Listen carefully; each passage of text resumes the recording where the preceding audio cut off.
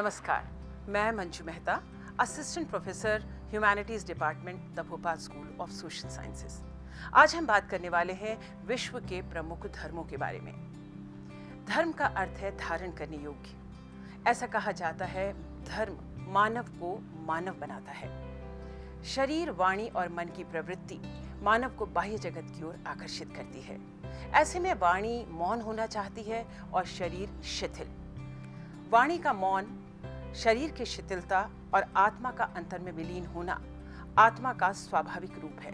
यही धर्म है। यूं तो विश्व में 300 से अधिक धर्म हैं, लेकिन यदि प्रमुख धर्मों की बात की जाए तो मुख्य 6 धर्म हैं: हिंदू, इस्लाम, ईसाई, सिख, जैन और बौद्ध धर्म। सबसे पहले हम जानते हैं हिंदू धर्म के बारे में। हिंदू धर्म सृष्टि का सबसे प्राचीन धर्म है। ये अपौरुषेय है। जिस प्रकार वेद अपौरुषेय हैं, उसी प्रकार हिंदू धर्म अपौरुषेय है। इस धर्म की अजर और अमरता का रहस्य है इसकी उदारता और आपसी समन्वय की प्रवृत्ति। भारत पर जब जब विदेशी आक्रमण हुए, यहाँ पर यूनानी, शुक, हूण आदि जातियों का समन्वय हुआ। धीरे धीरे इन समस्त जातियों का भारतीय धर्म में विलीन हो गया। इसीलिए मशहूर कवि इकबाल ने कहा है, कुछ बात है कि हस्ती मिटती नहीं हमारी। डॉक्टर विद्यानिवास मिश्र भी कहते हैं कि हिंदू धर्म जीवन जीने की एक शैली है, ज्ञान को आचरण में ढालने की एक कला है। हिंदू धर्म की मान्यता है नैतिकता को आत्मसात कर समाज को स्वस्थ रूप में प्रतिष्ठित करना। हिंदू धर्म अपने अंदर अलग अलग मत, उपासना पद्धति और संप्रदाय तथा दर्शन समेटे हुए है। धर्मशास्त्र पवित्र वेद कहलाते हैं। ये वेद हमारे 4 हैं जो अरबों वर्ष पुराने हैं। ये 4 वेद हैं: ऋग्वेद, सामवेद, अथर्ववेद और यजुर्वेद। सनातन हिंदू धर्म भाग्य से अधिक कर्म पर विश्वास करता है। गीता भी कर्मयोग को श्रेष्ठ मानती है। श्रीमद् भगवद गीता में स्पष्ट रूप से लिखा गया है, कर्मण्येवाधिकारस्ते मा फलेषु कदाचन। अपने कर्मों को कर्तव्य समझकर करो। कभी भी कर्म करते समय फल की इच्छा मत रखो। जितना ईमानदारी से कर्म होगा, वही श्रेष्ठ फल हमें प्राप्त होगा। हिंदू धर्म के कुछ प्रमुख सिद्धांत हैं, जिनमें है पुरुषार्थ। पुरुषार्थ हमारे 4 प्रकार के हैं। ये है धर्म, अर्थ, काम और मोक्ष। धर्म यही बताता है कि हम अपने जीवन को न्यायपूर्वक बिताएं, किसी भी तरह की बेईमानी, धृष्टता या गलत कार्यों में संलग्न ना हो। अर्थ आजीविका कमाने का साधन है, जो कि सत्यता के साथ, ईमानदारी के साथ कमाई जाए। काम वैद्य रूप से इंद्रियों का संयम रखते हुए जीवन का आनंद पाना। और मोक्ष जीवन के सुख भोग के साथ दूसरों की सेवा में संलग्न रहकर जीवन को श्रेष्ठता से आगे बढ़ाना। भारत के ऋषि मुनियों ने व्यक्तिगत संस्कार को आगे बढ़ाने के लिए जीवन को 4 भागों में विभक्त किया। इन्हें 4 आश्रम कहते हैं। सबसे पहले ब्रह्मचर्य आश्रम। व्यक्ति का जीवन ब्रह्मचर्य आश्रम से शुरू होता है। इसमें विद्या अर्जन किया जाता है और यहीं जीवन जीने की कला का विकास होता है। इसके पश्चात है गृहस्थ आश्रम, जहां विवाह, संतानोत्पत्ति और पारिवारिक दायित्वों का सही तरह से निर्वहन करना। इसके पश्चात वानप्रस्थ आश्रम, जहां व्यक्ति गृहस्थी में रहते हुए प्रकृति के प्रति सेवारत रहता है तथा समाज के भलाई के कार्यों में संलग्न होता है। तत्पश्चात संन्यास आश्रम। संन्यास आश्रम में ईश्वर की उपासना करते हुए स्वयं को मोक्ष प्राप्ति हेतु तैयार करना। यह है संन्यास आश्रम। ऋण हिंदू व्यवस्था की प्रमुख विशेषता है।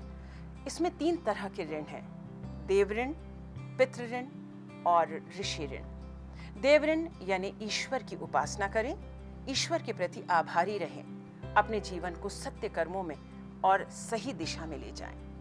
पितृ ऋण यह कहता है माता पिता की सेवा करें, अपने दायित्वों को परिवार के प्रति सही रूप से निर्वहन करें और साथ ही साथ वंश को आगे बढ़ाकर अपनी परंपराओं को आने वाली पीढ़ी में हस्तांतरित करें। और ऋषि ऋण यानी सही रूप से शिक्षा का अर्जन करें, विद्या की प्राप्ति करने के पश्चात उसका सही रूप में दान हो, अपने ज्ञान को सही तरीके से समाज में बांटा जाए, तत्पश्चात आने वाली पीढ़ी में हस्तांतरित हो। इस तरह हम देव ऋण, पितृ ऋण और ऋषि ऋण से मुक्त होते हैं। हिंदू धर्म नैतिकता के साथ सादगी और स्वस्थ जीवन शैली के साथ जीना सिखाता है। ये जीवन जीने की वह शैली है जिसमें व्यक्ति अपने व्यक्तित्व को एक साफ अस्तित्व के रूप में आगे बढ़ाता है, जीवन में किसी भी तरह का गलत कर्म न करते हुए पारदर्शिता से स्वयं एक आदर्श रूप में संस्कारों के साथ, नैतिकता के साथ जीवन जीता हुआ प्रेम, सत्य, सहयोग, त्याग और साथ ही साथ सहयोगशीलता के माध्यम से मातृभूमि की सेवा करता है, राष्ट्र के दायित्वों का निर्वहन करता है और सत्यमेव जयते की राह पर चलकर अपने जीवन को उत्सर्ग करता है। ये है हिंदू धर्म। और अब इस्लाम धर्म। इस्लाम अल्लाह के अंतिम रसूल हजरत मोहम्मद साहब के द्वारा अवतरित पवित्र ग्रंथ कुरान पर आधारित है। इस्लाम धर्म के संस्थापक हजरत मोहम्मद पैगंबर कहे जाते हैं। मोहम्मद साहब ने इस्लाम धर्म में इस्लाम की आधारभूत शिक्षाओं को अंकित किया। उन्होंने पहले इन शिक्षाओं को स्वयं अपने जीवन में उतारा और उसके बाद उन्होंने मुसलमानों को उपदेश देना शुरू किया। इस्लाम धर्म में सुन्नी, शिया और सूफी प्रमुख समुदाय हैं। इस्लाम धर्म के 5 प्रमुख स्तंभ हैं, जिनमें सबसे पहले है तौहीद। तौहीद का अर्थ है साक्षी होना, ला इलाहा इल्लल्लाह मुहम्मदुर रसूलुल्लाह, अर्थात अल्लाह के सिवा और कोई परमेश्वर नहीं है। मोहम्मद पैगंबर साहब उनके दूत हैं। नमाज। नमाज उर्दू के सलात शब्द से आया है। कुरान में बार बार सलात शब्द का उपयोग हुआ है।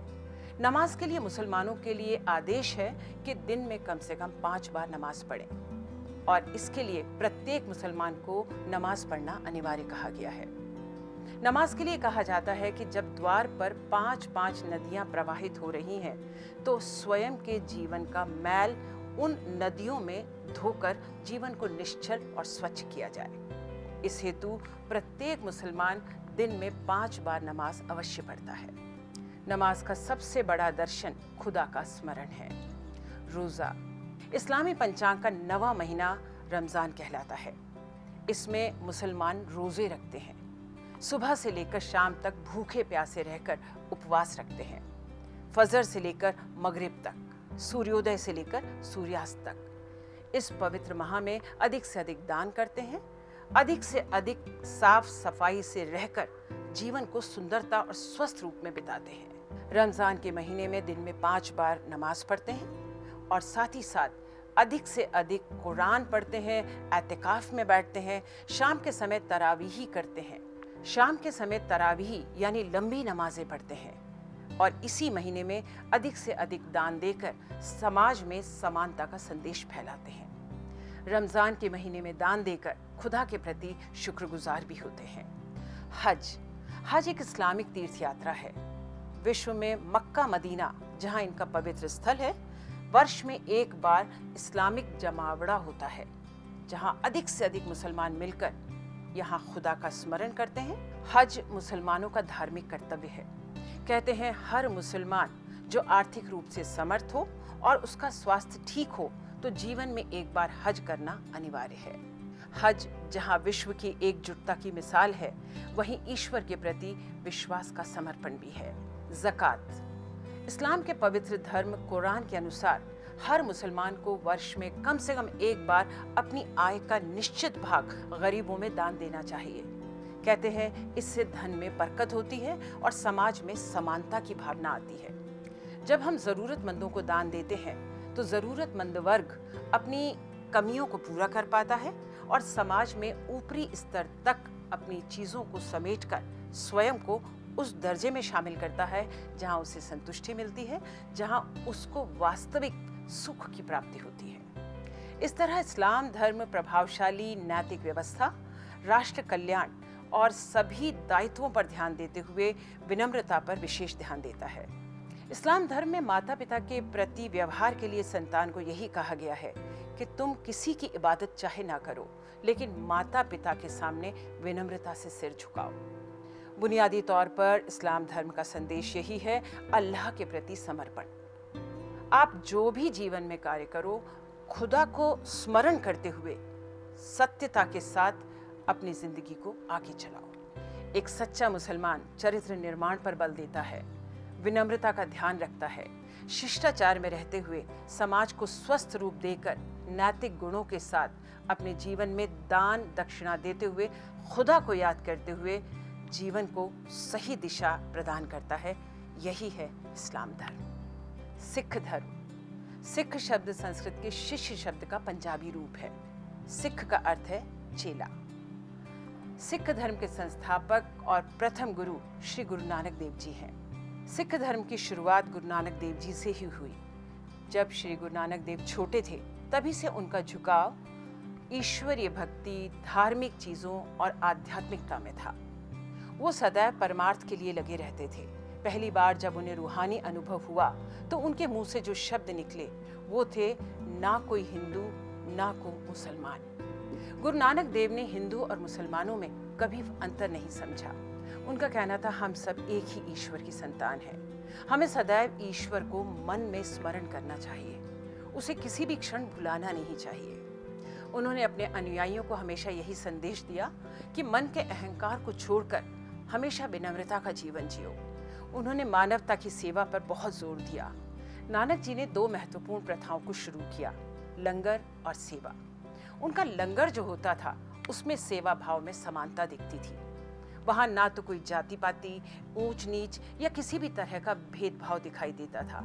अमीर से अमीर व्यक्ति, गरीब से गरीब व्यक्ति एक पंक्ति में बैठकर खाना खाते थे और आज भी गुरुद्वारों में लंगर में ये चीज देखी जाती है।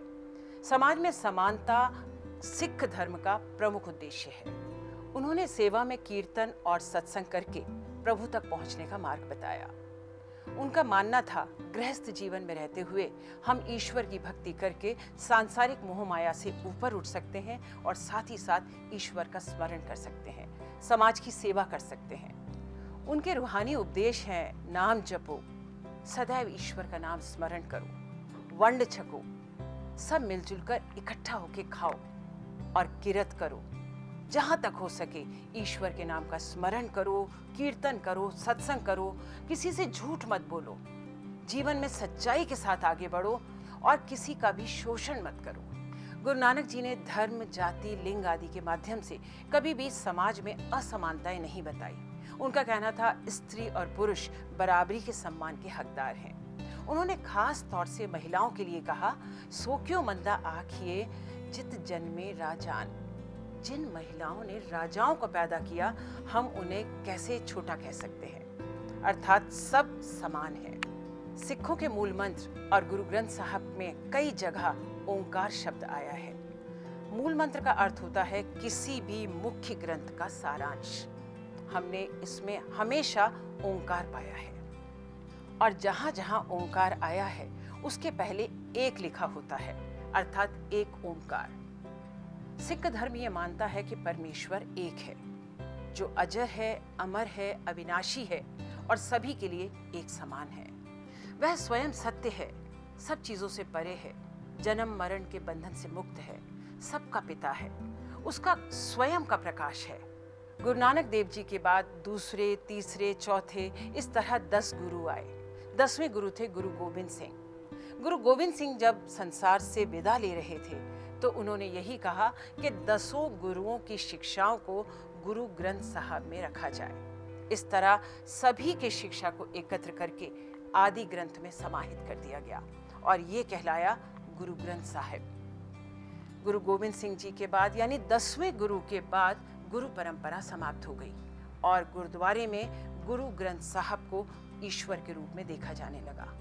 आज भी गुरुद्वारों में हम गुरु ग्रंथ साहब को प्रभु के रूप में देखते हैं। इसीलिए कहा जाता है, सब सिखन को हुक्म है गुरु मानियो ग्रंथ। सभी सिख गुरु ग्रंथ साहब का बराबरी से सम्मान करते हैं, आदर करते हैं और सिख परंपरा में उदारता, हृदय की विशालता, सेवा भाव और समानता ये मुख्य रूप से दिखाई देता है, जो नैतिकता का मूल आधार है। अक्सर सरदारों में इस तरह नेकी, उदारता और सेवा का संगम है सिख धर्म। और अब ईसाई धर्म। ईसाई धर्म विश्व के प्रमुख धर्मों में से एक है। यह प्राचीन यहूदी परंपरा से शुरू हुआ है। यह एकेश्वरवादी धर्म है। यह धर्म ईसा मसीह की शिक्षाओं पर आधारित है। ईसाइयों के 3 प्रमुख समुदाय हैं, कैथोलिक, प्रोटेस्टेंट और ऑर्थोडॉक्स। ईश्वर ने सृष्टि की रचना समानता के लिए की थी। उसका उद्देश्य था कि मानव ईश्वरीय गुणों को अपने चरित्र में धारण करे और समाज में प्रदर्शित करे। लेकिन धीरे धीरे मानव इन चीजों को भूलता गया और मानव और ईश्वरीय गुणों में अंतराल बढ़ता गया।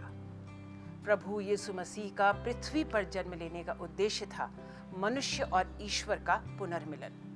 जब प्रभु ईसा मसीह का जन्म हुआ, उस समय रोमन देश में स्थिति बहुत शोचनीय थी। अधिक से अधिक अत्याचार थे, शोषण थे और जनता त्राही त्राही कर रही थी। अत्याचार, भ्रष्टाचार का वर्चस्व था। समाज न दिखाई देने वाली सीमाओं में विभक्त था। धर्म गुरुओं की कथनी और करनी में बहुत अंतर था। यीशु ने धार्मिक मानदंडों पर कठोर प्रहार किया और उन्होंने एक नई संरचना को जन्म दिया। उन्होंने नैतिकता को एक नया मानदंड दिया और ईश्वर को एक पिता बताते हुए, जगत पिता बताते हुए स्वयं को ईश्वर का पुत्र माना। यीशु ने ईश्वर को एक पिता के रूप में माना, एक ऐसा पिता जो समस्त मानव जाति से प्रेम करता है। ईश्वर और मनुष्य के मध्य की खाई को पाटने के लिए प्रभु यीशु ने क्रूस पर अपना बलिदान दिया। ईसाई समाज में नैतिकता के लिए खास तौर से है नैतिक मूल्यों की समझ का होना।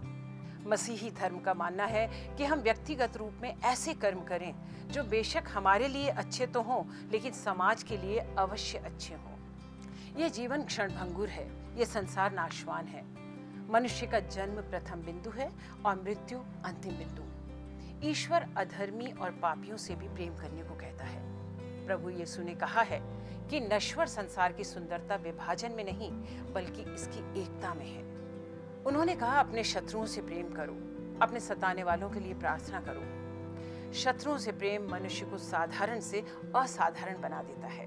प्रभु यीशु के लिए क्षमादान सबसे बड़ा दान था। उनके दृष्टिकोण में एक मनुष्य को प्रभु स्थल पर जैसा व्यवहार करना चाहिए, वैसा ही व्यवहार उसे समाज में और अपने परिवार में भी करना चाहिए। ईसाई धर्म के अनुसार हर इंसान को पारिवारिक, सामाजिक, धार्मिक और राष्ट्रीय जीवन में समानता से पालन करते हुए अपना सत्कर्मों से सर्वोच्च देना चाहिए। पवित्र बाइबल धैर्य, सहिष्णुता, करुणा, सहयोग और प्रेम के साथ जीवन को सुंदरता से जीने का सच्चा संदेश देती है। यह है ईसाई धर्म। जैन धर्म भारत में शताब्दियों पूर्व से विद्यमान है। यह भारत की श्रमण परंपरा से निकला है। इसमें 24 तीर्थंकर हुए। इसके प्रथम तीर्थंकर ऋषभ देव जी थे और 24वें तीर्थंकर भगवान महावीर स्वामी थे। इन्होंने अपने श्रम और कठोर तप से कैवल्य ज्ञान की प्राप्ति की। जैन धर्म के धार्मिक स्थल जिनालय कहलाते हैं। भगवान महावीर के चिंतन में 3 तत्व समाहित हैं और इन तीनों में जैन धर्म सिमट गया है। ये है अहिंसा, अपरिग्रह और अनेकांतवाद। जैन धर्म ने 5 प्रमुख सिद्धांतों को अपनाया है, जिनसे कर्म और पुनर्जन्म के बंधनों से मुक्ति मिलती है। सबसे पहले है अहिंसा, अर्थात मन, वचन या कर्म से किसी के प्रति हिंसा ना हो। सत्य, जीवन में सदैव सत्य का समावेश हो। अस्तेय, चोरी नहीं करना, बेईमानी नहीं करना। अपरिग्रह, अनावश्यक वस्तुओं का संग्रह ना किया जाए, किसी चीज के प्रति अधिक आसक्ति ना रखी जाए। और ब्रह्मचर्य, इंद्रिय वासनाओं से दूर रहकर संयम का जीवन व्यतीत करना। जैन धर्म में अहिंसा का स्थान सर्वोपरि है। गृहस्थ और श्रमण दोनों को ही इसका पालन करना अनिवार्य है। इस धर्म में अहिंसा सिर्फ मनुष्यों और प्राणीजन के लिए नहीं है, अपितु पृथ्वी, रेत, मिट्टी, किसी भी तरह का जो पदार्थ है, जो तत्व है, उनके प्रति भी दया का भाव, करुणा का भाव जैन धर्म का पर्याय है। जैन धर्म में अहिंसा का स्वरूप अत्यंत गहन है। यह समस्त जीवन मूल्यों से जुड़ा हुआ है, इसलिए वचन और कर्म में शुद्धता का आग्रह है। जियो और जीने दो की भावना से सदाचार के साथ नैतिकता को मानते हुए, अहिंसा को अपनाते हुए जैन धर्म समाज में और विश्व में शांति की स्थापना के लिए प्रतिबद्ध है। ये है जैन धर्म। बौद्ध धर्म का उदय भारत में हुआ। इनके उपदेश शिष्यों द्वारा त्रिपिटक में संग्रहित किए गए। धम्मपद बौद्ध धर्म का सबसे बड़ा ग्रंथ है। जिस तरह हिंदुओं में श्रीमद् भगवद गीता को सम्मान दिया जाता है, उसी तरह धम्मपद बौद्ध धर्म में सम्मानित है। इस धर्म में विश्व प्रेम, बंधुत्व और मानवता पर बल दिया गया है। बौद्ध धर्म का मानना है विश्व के समस्त बंधुओं से प्रेम करो, विश्व कल्याण के लिए कार्य करो और सभी के लिए जनहित का सोचते हुए परोपकारी रहो। यही बातें धम्मपद में भी कही गई हैं। बौद्ध धर्म में मानवता दृष्टि है, समता का व्यवहार है। कहते हैं जहां समानता नहीं वहां मानवता कैसे। बौद्ध धर्म मानवता के लिए प्रतिबद्ध है। बौद्ध धर्म में पंचशील के सिद्धांत समाज को सम्यक दिशा दिखाने के लिए पूर्णतः समर्थ हैं। विश्व बंधुत्व और विश्व प्रेम पंचशील सिद्धांतों की मुख्य आधारशिला है। पंचशील का तात्पर्य है अहिंसा, अर्थात किसी को भी मन, वचन या कर्म से हिंसा ना दी जाए। हम पूर्ण रूप से अहिंसा की राह पर चलें। सत्यवादिता यानी सच बोलकर समाज के कल्याण के लिए अग्रसर रहें। इंद्रियों पर संयम रखते हुए अनैतिकता पर नियंत्रण रखें। किसी भी तरह की चोरी, बेईमानी ना करें। मद्य निषेध पर विशेष ध्यान रखें। इस तरह समाज को स्वस्थ बनाएं। यही कहते हैं पंचशील के सिद्धांत। हर धर्म की शिक्षाएं अलग हैं, हर धर्म के रास्ते अलग हैं, लेकिन मंजिल एक है। सभी धर्म की शिक्षाएं अच्छा व्यवहार करना सिखाती हैं। पूरे समाज के साथ मानवता की दृष्टि को रखते हुए विश्व को मानवता योग्य बनाना, यही उद्देश्य है बौद्ध धर्म का। इस तरह हिंदू धर्म जहां नैतिकता की शिक्षा देता है, वहीं इस्लाम धर्म शिष्टाचार और विनम्रता की, और इसी प्रकार सिख धर्म उदारता की, नेकी की। धर्म कोई भी हो, सब धर्म मानवता की राह पर सुंदरता से जीवन जीने की शिक्षा देते हैं। यही है वास्तविक धर्म। नमस्कार।